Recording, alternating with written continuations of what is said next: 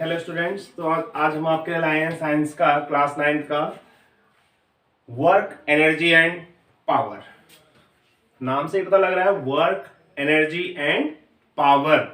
Work मतलब जो काम हुआ, एनर्जी जो जिससे काम होता है। बिना एनर्जी के क्या हो सकता है? एनर्जी नहीं होगी तो वर्क होगा क्या? कुछ भी वर्क नहीं होगा। पावर, पावर मतलब वो भी एक इंपॉर्टेंट चीज है। जब हम काम करते हैं कोई पावर, है ना। काम तो सभी करते हैं, लेकिन कोई जल्दी कर देता है, कोई लेट करता है। That is called power. तो हम इसके बारे में डिटेल पढ़ेंगे, वर्क एनर्जी एंड पावर के बारे में। देखिए वर्क क्या होता है। वर्क वर्क काम किसे कहते हैं? वर्क जो होता है ना, वो होता है the product of force and displacement caused by the force. मतलब कोई काम होता है ना, वर्क वर्क मीन्स हमने इसे W से रिप्रेजेंट कर दिया। कोई काम हो रहा है W, वर्क। तो ये वर्क होता है जब F into S. F means force, S means displacement. ठीक है, तभी हम काम करा हुआ मानेंगे। सपोज क्या होता है, जनरल वे में बात करें तो हम बोल रहे हैं कि भाई हमने ना, अब मैंने किसी को काम दे दिया। मैंने आपको काम दे दिया कि कोई दीवार है, बड़ी सी दीवार है ना, 4 दीवार, कोई भी बड़ी सी दीवार है, और कहा कि इसमें ना 5,000 न्यूटन लगाओ, 5,000 न्यूटन फोर्स लगाओ, बहुत ताकत लगा दो, फोर्स लगाओ इस पे। और मैं भी आया 5 मिनट में, और आपने 5,000 का यूनिट न्यूटन का उसमें फोर्स लगा दिया, और फिर 5 मिनट बाद देखा कि वहां पे तो दीवार ऐसे का वैसी। मेरे हिसाब से काम क्या हुआ? जीरो। वर्क डन कितना हुआ? जीरो। दैट मीन्स वर्क जो होगा ना, वो फोर्स तो इंपॉर्टेंट है ही, डिस्प्लेसमेंट पे भी डिपेंड करेगा। फिजिक्स मानता है कि जब तक डिस्प्लेसमेंट नहीं होगा आपका वर्क नहीं होगा। Displacement is the important role in the work. कोई काम होता तो डिस्प्लेसमेंट उसका होना बहुत जरूरी है। मतलब उसमें काम करा हुआ कम मानते हैं, जब उसमें कुछ डेवलपमेंट हो, कुछ विकास होता है, उसे काम बोलते हैं ना, है ना। अब कुछ हम बोलते हैं भाई ये रोड बन रही है, अरे रोड जैसे कहते ऐसे कुछ काम हुआ क्या? वर्क हुआ क्या? नथिंग, कुछ नहीं हुआ भाई। रोड गड्ढे थे, बढ़िया फर्स्ट क्लास मुलायम हो गया, है ना, 4th गियर में ही चल रहा सीधा मामला। दैट मीन्स वर्क हुआ। यदि आपका डिस्प्लेसमेंट नहीं हुआ, इसका मतलब जीरो होगा। एफ किसके लिए रिप्रेजेंट किया है? फोर्स के लिए। और एस मींस किसके लिए यूज किया है? डिस्प्लेसमेंट के लिए। तो जब तक आपका फोर्स एंड डिस्प्लेसमेंट दोनों नहीं होंगे ना, तब तक कुछ नहीं है। देखो यदि आपका वर्क तो हुआ 5,000 न्यूटन बोल दिया, और डिस्प्लेसमेंट कुछ हुआ ही नहीं, जीरो, तो हम इसे क्या क्या हो जाएगा? Work done zero. फिजिक्स कहते हैं जीरो है, कुछ नहीं है, नगण्य है। ठीक है, तो ये हमें कह रहा है। क्लास 9 की बात करते हैं ना, यदि हम ये क्लास 11th में भी है वर्क एनर्जी एंड पावर, वहां आप पता क्या पढ़ोगे क्लास 11th में? एक्चुअली फोर्स और डिस्प्लेसमेंट का जो प्रोडक्ट होता है ना, डॉट प्रोडक्ट होता है। 2 टाइप के प्रोडक्ट होते हैं ना, एक डॉट प्रोडक्ट, एक वेक्टर प्रोडक्ट। डॉट प्रोडक्ट में वही एफ एस कॉस थीटा आ जाता है। बहुत सारी चीजें वहां डिटेल पढ़ते हैं, या क्लास 9 के हिसाब से आप ये समझ लो। Dot means S A dot, F dot S. ठीक है ना, ये दोनों वेक्टर क्वांटिटी होती हैं, एफ डॉट एस। ये फिर ये आ जाएगा F S cos theta. Theta एक एंगल है, 10th में पढ़ोगे आप ट्रिग्नोमेट्री में, या भी आप ज्यादा ध्यान मत दो इस पे, नहीं तो सब कुछ गड़बड़ हो जाएगा, कॉम्प्लेक्स हो जाएगा। ठीक है, तो अभी देखिए आप, ठीक है, फोर्स एंड डिस्प्ले। अभी एक्चुअली होता क्या है ना कि वेलोसिटी क्या होता है? v वेलोसिटी वेक्टर क्वांटिटी है, तो v इक्वल टू हम क्या लिखते हैं? Displacement upon time. टाइम के हिसाब से जो डिस्प्लेसमेंट होता है उसे हम वेलोसिटी कहते हैं, है ना। और टाइम तो एक हमारे पास स्केलर क्वांटिटी है, और वेक्टर हमारे डिस्प्लेसमेंट हमारे पास वेक्टर क्वांटिटी है। लेकिन हम वेलोसिटी को भी वेक्टर क्वांटिटी कहते हैं क्योंकि डिस्प्लेसमेंट वेक्टर है। अब यहां पे F इंटू एस, फोर्स भी वेक्टर क्वांटिटी है और एस भी वेक्टर क्वांटिटी है, डिस्प्लेसमेंट। लेकिन जो वर्क है ना, जो वर्क है ना, वो स्केलर है। अभी वेक्टर इनटू वेक्टर स्केलर कैसे हो गया भाई? एक्चुअली जो डॉट प्रोडक्ट होता है ना, वही फिर क्लास 11 की बात। अभी तो आपको याद करना है कि ये स्केलर है, ये वेक्टर है, वेक्टर। लेकिन यदि आप फिजिक्स में वेक्टर एनालिसिस पढ़ोगे ना, ये मैथ्स में 11th में पढ़ोगे, तो वहां पे जो डॉट प्रोडक्ट होता है ना, डॉट प्रोडक्ट, डॉट प्रोडक्ट मतलब आपने डॉट से दिखाना है, एफ डॉट एस। तो ये वेक्टर वेक्टर, तो इनका जो बनेगा ना क्वांटिटी, अरे वेक्टर वेक्टर का जो डॉट प्रोडक्ट होता है ना, वो स्केलर बनेगा। तो यहाँ पे वर्क कैसा क्वांटिटी है? Scalar quantity. कैसा? स्केलर। और जो इसकी यूनिट है, यूनिट, ये है आपके पास स्केलर क्वांटिटी। कौन सी क्वांटिटी? स्केलर। स्केलर है मतलब हमारे पास है। और जो इसकी यूनिट होता है ना, डब्ल्यू वर्क की unit, unit of work, unit of work मतलब डब्ल्यू की, वो होती है जूल। जूल होती है, ठीक है ना? हाँ, जूल ही मत पढ़ देना, उसमें ये भी आता है, ठीक है। और ये उसका एसआई यूनिट है। कौन सा यूनिट है? SI unit. और जो इसका सीजीएस यूनिट है ना, सीजीएस यूनिट जो सेंटीमीटर ग्राम सेकेंड वाला जो इसका यूनिट है, वो है इसका अर्ग। क्या है? अर्ग। ठीक है, हम वर्क की बात कर रहे हैं अभी तो वर्क की बात कर रहे हैं, ठीक है। इसके बाद हमारे पास जो आता है ना वर्क में, वर्क के बाद एनर्जी। पहले हम इसके बारे में वैसे पढ़ रहे हैं, फिर डिटेल पढ़ेंगे क्या होता है energy. Energy, it is the capacity to do work. Energy, it is the capacity to do work. काम करने के लिए जो एनर्जी चाहिए होती है, वो है क्या? ठीक है, ठीक है भाई। एनर्जी कैसे? किसी भी फॉर्म में हो सकता है। एनर्जी के फॉर्म होते हैं, जैसे हीट एनर्जी, हाँ, इलेक्ट्रिकल एनर्जी, ठीक है ना, मैकेनिकल एनर्जी, साउंड एनर्जी। ये सब एनर्जी के फॉर्म होते हैं, जितने भी, बहुत सारे हैं, एक्सेट्रा, बहुत सारे एनर्जी के फॉर्म है। अभी पढ़ेंगे हम सब के बारे में। तो ये सब एनर्जी है, ठीक है ना, एनर्जी होती है। और एनर्जी मैकेनिकल एनर्जी जैसे होती है, मैकेनिकल एनर्जी भी दो फॉर्म होती है, काइनेटिक एनर्जी होती है और एक होती है हमारे पास पोटेंशियल एनर्जी। काइनेटिक एनर्जी जो होता है वो हाफ mv² होता है, अभी हम इसके बारे में प्रूव करेंगे, काइनेटिक एनर्जी। और एक होता है हमारे पास पोटेंशियल एनर्जी। पोटेंशियल एनर्जी होता है mgh।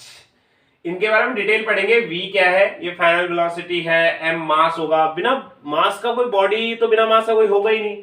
ये मास है, ये ग्रेविटेशनल जो ग्रेविटी लगता है नीचे को, एक्सेलरेशन। और ये हाइट, जिस हाइट से हमने फेंका। अब काइनेटिक एनर्जी क्या होती है? Due to its motion. Energy किससे बनता है? Due to its motion. Due to motion of its मतलब बॉडी के द्वारा, due to its motion. Motion के द्वारा काइनेटिक एनर्जी कैसे बनती है? सपोज ये बुलेट है, ये यहां से गया, मोशन में आया, मोशन में है ना, ये मोशन में आ गया यहां से यहां तक, ठीक है ना। तो ये जो एनर्जी कहलाएगी ना, ये कहलाएगी काइनेटिक एनर्जी, ठीक है। और हमारे पास क्या था? यहाँ पे एक लोड था, कुछ लोड था, इसको यहां से यहां तक खींचा, तो वही वर्क किया, यहां पे स्टेडी पोजीशन में आ गया एक टाइम तक, ठीक है ना। तो ये हमारी पोजीशन के ड्यू टू पोजीशन, जो पोजीशन के द्वारा जो एनर्जी होगी वो कहलाएगा पोटेंशियल एनर्जी। पोजीशन के कारण, ड्यू टू इट्स पोजीशन के कारण जो होगा वो पोटेंशियल एनर्जी। एंड मोशन के द्वारा जो एनर्जी होगी वो क्या बनेगी? काइनेटिक एनर्जी, ठीक है। अभी डिटेल पढ़ेंगे इनके बारे में, प्रूव करने भी है। फिलहाल मैं पावर बता देता हूं, ये भी बहुत इंपॉर्टेंट चीज है। पावर क्या कहता है कि it is work done per unit time. Per मतलब डिनोमिनेटर में आएगा per unit time. Power P equal to work done per unit time, work done per unit time देखिए जरा, work done per unit time मतलब कोई काम होता है किस समय में, वो पावर, अरे पावर मैंने क्या कहा था, काम तो सभी करते हैं, एनर्जी भी तो थोड़ा बहुत सब पे होती है, वर्क तो काम हो ही रहा है, लेकिन पावर, ठीक है ना। हमने एक काम था, सेम काम था कि भाई यहां से जो है आपने एक बुक है नीचे रख के आनी है, भाई नीचे वाले फ्लोर में रख के आनी है, दो जने थे, दोनों को काम दे दिया कि नीचे रख के आओ उसे, सेम काम था ना, एक ने जल्दी कर दिया, एक तो रख के आ गया ऊपर, और एक अभी जा ही रहा है ऐसे ऐसे करके नीचे, तो क्या होगा, काम तो उसने भी कर दिया, काम तो दोनों ने किया, लेकिन एफिशिएंसी, ठीक है ना, मतलब काम करने की जो क्षमता है, पावर, ठीक है ना, वो पावर जिस पे ज्यादा थी वो जल्दी काम करके आ गया। ऐसे तो हम देखते हैं कि पावर क्या होता है, ठीक है, ये चीजें होती है।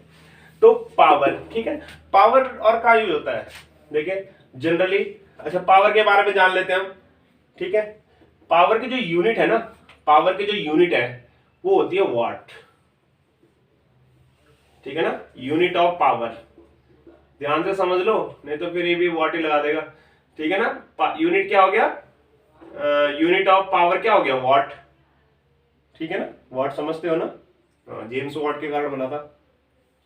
उसने क्या किया, फिर क्या होता है, इसकी कुछ वैल्यूज होती है, देखो जैसे 1 किलोवाट इक्वल टू होता है 1000 watt, 1 kilowatt equal to 1000, and 1 horse power, HP, 1 horse power मतलब इक्वल टू होता है 746 वाट, 1 हॉर्स पावर, एक हॉर्स में जो घोड़े में पावर होती है, इतनी पावर होती है, बताओ इतनी पावर का होता है घोड़ा, तभी वो चने उन्हें खिलाते रहते हैं, तो खूब उसे पावर मेंटेन रखनी होती है ना, जिसमें जितनी पावर होती है वो मेंटेन भी तो रखनी है, ठीक है। 1 हॉर्स पावर, कहते हैं ना कि घोड़ा लंगड़ा हो गया गोली मार दो, क्यों क्यों कहते हैं ऐसे, अरे उसे खिलाएगा कौन इतना, ठीक है ना, काम तो उसने कुछ करना नहीं है। 1 हॉर्स पावर इक्वल टू क्या होता है, 746 वाट, ये भी होता है, ठीक है। एक और चीज समझ लो आप कि यहां पे क्या बोला,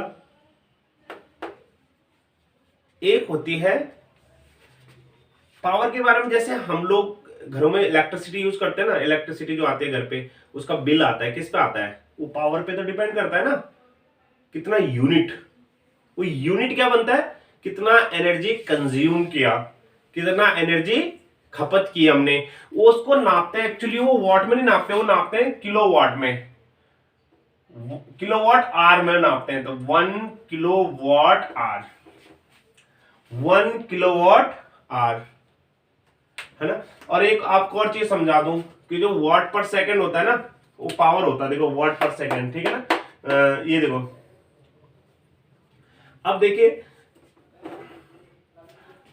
यहां से W इक्वल टू क्या बन गया, फॉर्मूला बताओ, W इक्वल टू क्या बन गया, P इंटू टी, मतलब work equal to power into time, तो वर्क का यूनिट जो हो जाएगा ना यहां से यूनिट, वो क्या बन जाएगा, P का बनता है वाट, और इसका बनता है सेकंड, वाट सेकंड बन गया। तो मैं इसको भी कन्वर्ट कर रहा हूं, देखो 1 किलोवाट आर को, 1 किलोवाट तो समझ आ गया कितना है, 1000 वाट, कितना बन गया 1000 वाट, इनटू आर को मैंने सेकंड में चेंज कर दिया, कैसे सेकंड में, कैसे 60 से मल्टीप्लाई किया मिनट में चेंज हुआ, और 60 से मल्टीप्लाई किया मैंने सेकंड में चेंज हो गया, इतना सेकंड लिख दिया यहाँ पे, तो 6 6 36, 00 तो उसका आ गया, मल्टीप्लाई किया 000 इसका आ गया, इतना वाट सेकंड, इतना वाट सेकंड मतलब ये क्या बन गया, वर्क बन गया, यही तो जूल होता है हमारा, ठीक है ना, तो इतना जूल हो गया, तो इतना जूल मतलब 3.6 लिख दिया, इंटू 1 2 3 4 5 और एक पॉइंट यहाँ लगा दिया, 10 की पावर 6 जूल, मतलब 1 किलोवाट आर इक्वल टू होता है 3.6 इंटू 10 पावर 6 जूल, इतना एनर्जी कंज्यूम होता है 1 किलोवाट में, and 1 kilowatt hour equal to होता है 1 unit,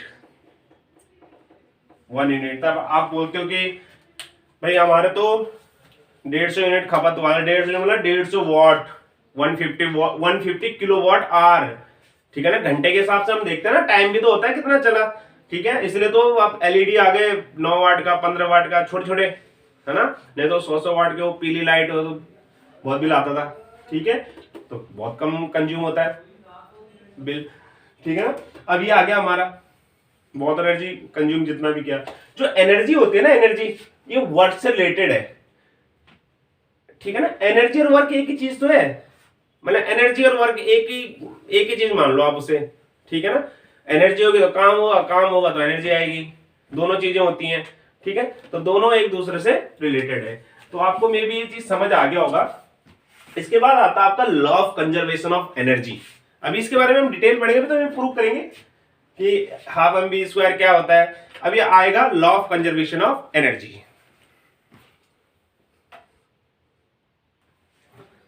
law of conservation of energy, energy can neither be created nor be destroyed, it is simply transformed, converted from one form to another, from one form मतलब एक form से हम दूसरे form से transfer कर सकते हैं, कन्वर्ट कर सकते हैं, and the total energy in universe remains constant. जो यूनिवर्स में जितनी भी एनर्जी है ना सब सेम है, मिलके खत्म नहीं होती कोई, और ना तो उसे डिस्ट्रॉय किया जा सकता है ना उसे क्रिएट किया जा सकता है, ठीक है ना। जनरली एक फॉर्म से दूसरे फॉर्म में उसे ट्रांसफर कर सकते हैं। जनरली जैसे दिवाली होती है, दिवाली के टाइम में आपने पटाखा फोड़ा, एक है ना, पटाखा फोड़ा, ठीक है ना, ऐसे आग लगाई इस पे, तो जैसे इस पे फूटा बम, ठीक है, क्या क्या निकल गया, हीट एनर्जी, ठीक है ना, और लाइट एनर्जी, लाइट में भी तो आ गया, उजाला है, और साउंड एनर्जी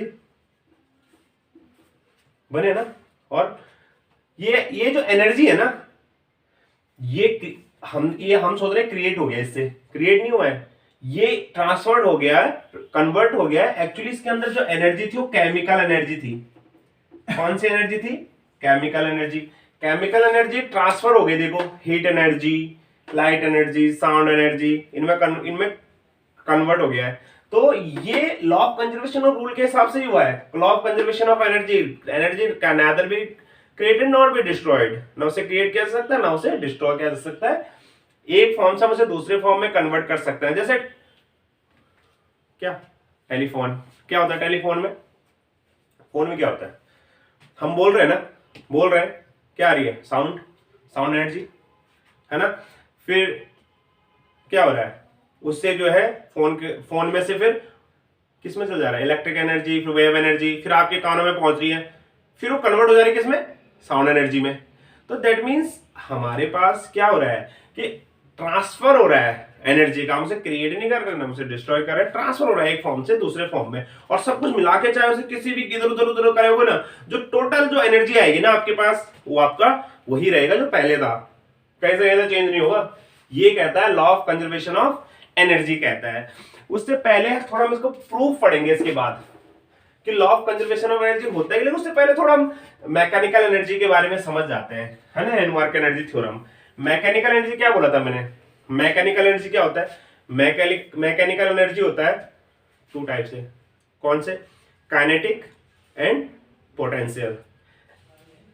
काइनेटिक एनर्जी कौन सा, तो मोशन के कारण जो आता है, मोशन, और पोटेंशियल एनर्जी जो उसकी पोजीशन के कारण, ठीक है ना, पोजीशन के कारण जो एनर्जी आती है वो पोटेंशियल एनर्जी। और जो मोशन के कारण आती है, अभी मैंने समझाया था मोशन के कारण क्या हो रहा है, ठीक है। अब जैसे हम किसी पत्थर को ऊपर फेंक रहे हैं, यू इसको ये है, इसको ऊपर फेंका, इसको ना ऊपर फेंका हमने, तो ये ऊपर फेंका तो यहां तक तो गया, लेकिन अब यहां पे उसकी पोजीशन आ गई। अब भाई ग्रेविटेशनल फोर्स भी तो कोई काम करता है, यहां पे उसकी पोजीशन है, ये जो एनर्जी होगी ना इसकी पोटेंशियल एनर्जी होगी। और फिर वहां से ग्रेविटेशनल फोर्स नीचे को ला रहा है, तो ग्रेविटेशनल फोर्स के कारण काइनेटिक बन गया, देखो काइनेटिक एनर्जी फिर वापस, ठीक है ना, उसमें कन्वर्ट हो गया है, ठीक है। तो ये हमारे पास है। तो आपके पास में काइनेटिक एनर्जी और पोटेंशियल एनर्जी के बारे में बताता हूँ क्या होता है। अब एक वर्क एनर्जी थ्योरम पढ़ लेते हैं, इससे तो पढ़ेंगे हम, वर्क एनर्जी रिलेट कर रहा है। वर्क एनर्जी थ्योरम क्या कहता है, work energy theorem, the amount of energy transferred in a body is always equal to the amount of work done on it. That means the amount of energy transferred in a body is always equal to the amount of work done on it. That means हमारे पास क्या होता है, देखिए हमारे पास क्या होता है,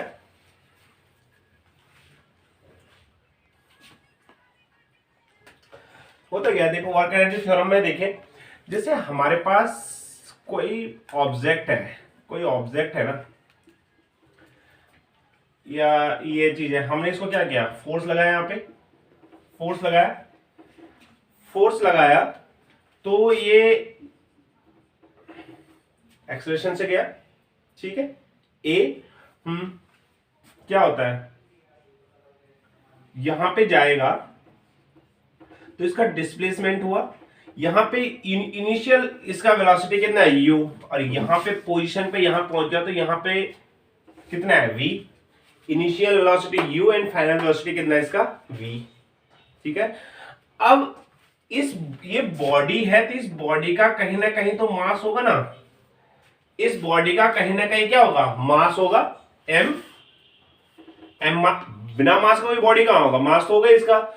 अब हमारे पास न्यूटन सेकंड लॉ आपने पढ़ा होगा, F इक्वल टू ma होता है, F equal to mass into acceleration. Acceleration मतलब हमने फोर्स तो दिया लेकिन वो किस स्पीड से गया, ये भी तो इंपॉर्टेंट होगा, फ्रिक्शन भी तो होता है इधर को, ठीक है।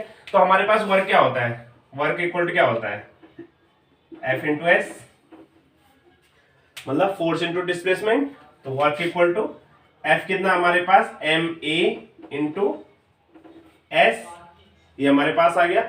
ए क्या होता है, देखो हमारे पास न्यूटन सेकंड लॉ भी है एक, क्या होता है, v square minus u square equal to 2as, v square minus u square equal to क्या होता है 2as, ये 2a में नीचे लिया है, देखो v square minus u square upon 2a equal to क्या हो जाएगा s इक्वल टू क्या हो जाएगा v square minus u square upon 2a, s equal to आगे, ठीक है।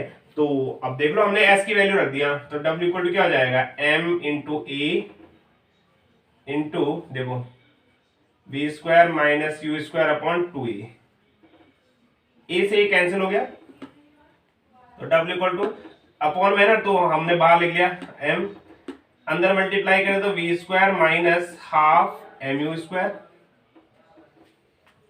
दोनों से मल्टीप्लाई कर देना v स्क्वायर यू स्क्वायर से भी, ठीक है। तो जो हमारा वर्क आ जाएगा ना, ये काइनेटिक एनर्जी है, देखो हाफ एम बी स्क्वायर, ये गति के कारण हुआ है ना, काइनेटिक एनर्जी हो गई, क्या आएगा बताओ, kinetic energy of final minus kinetic energy of initial,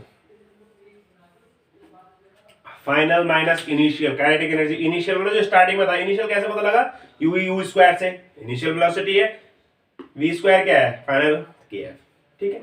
अब हमारे पास एक और है, ये भी वो आएंगे हमारे पास क्या, न्यूमेरिकल्स, बहुत इंपॉर्टेंट, फिजिक्स में ना न्यूमेरिकल के जीरो, ठीक है।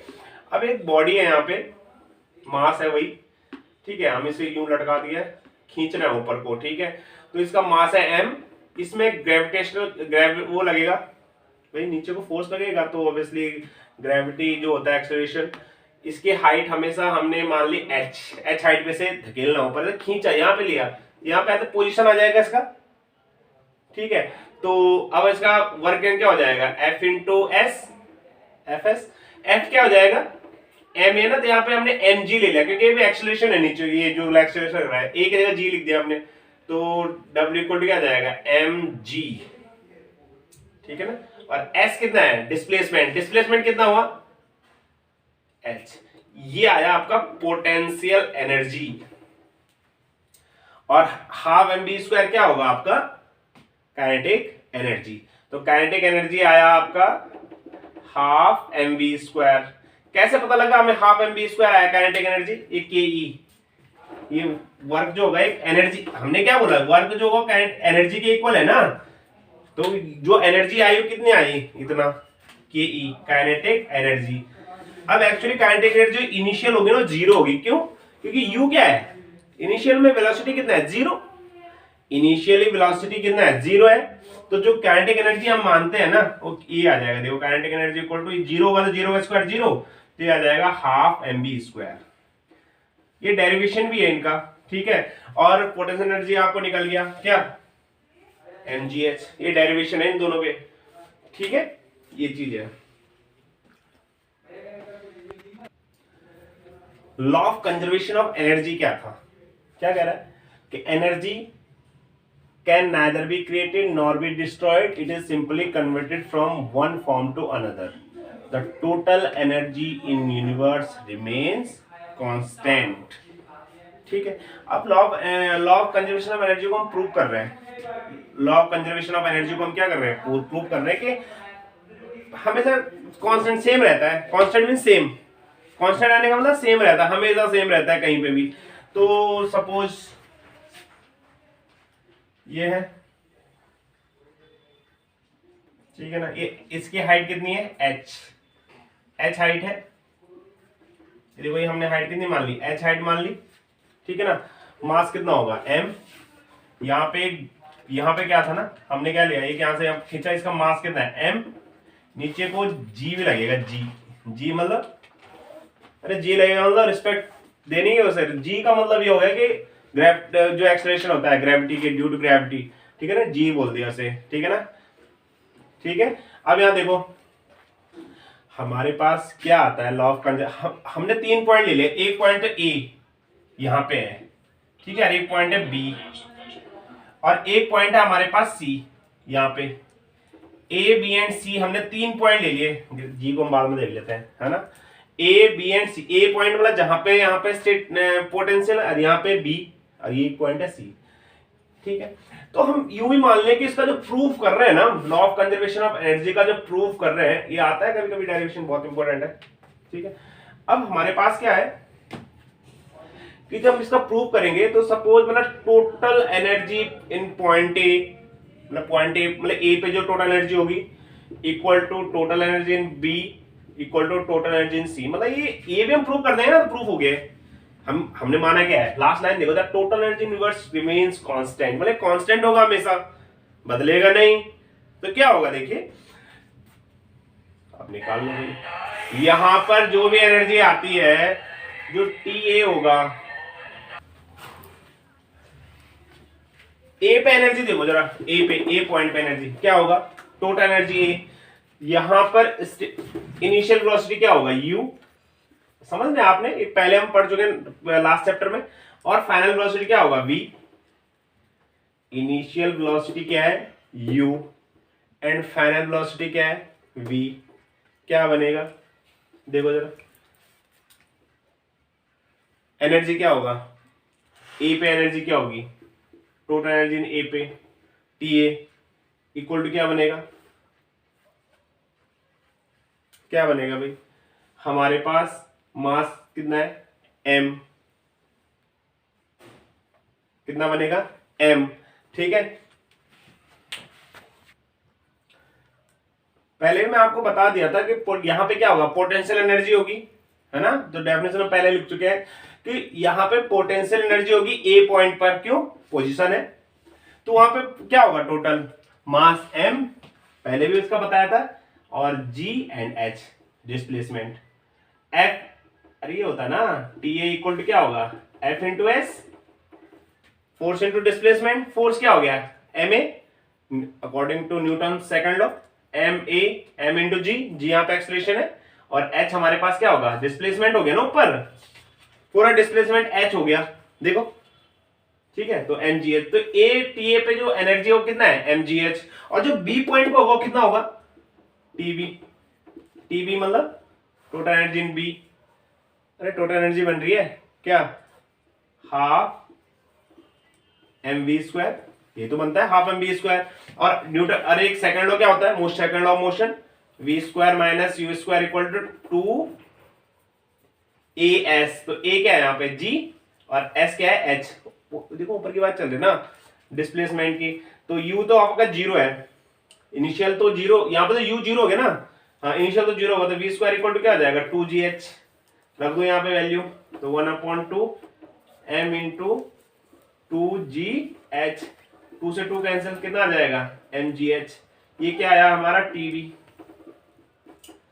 ये डेफिनेशन हम पहले बता चुके हैं आपको, लिख चुके हैं डेफिनेशन ना, तो उसके बेस पे हमें आ गया। सी पॉइंट पे देखो, सपोज सी पॉइंट पर यहाँ, अरे कोई भी पॉइंट मतलब यहाँ जितने पॉइंट है ना, सब पे सेम होना चाहिए एनर्जी, मतलब क्या है, TA TB TC TD जितने भी होंगे।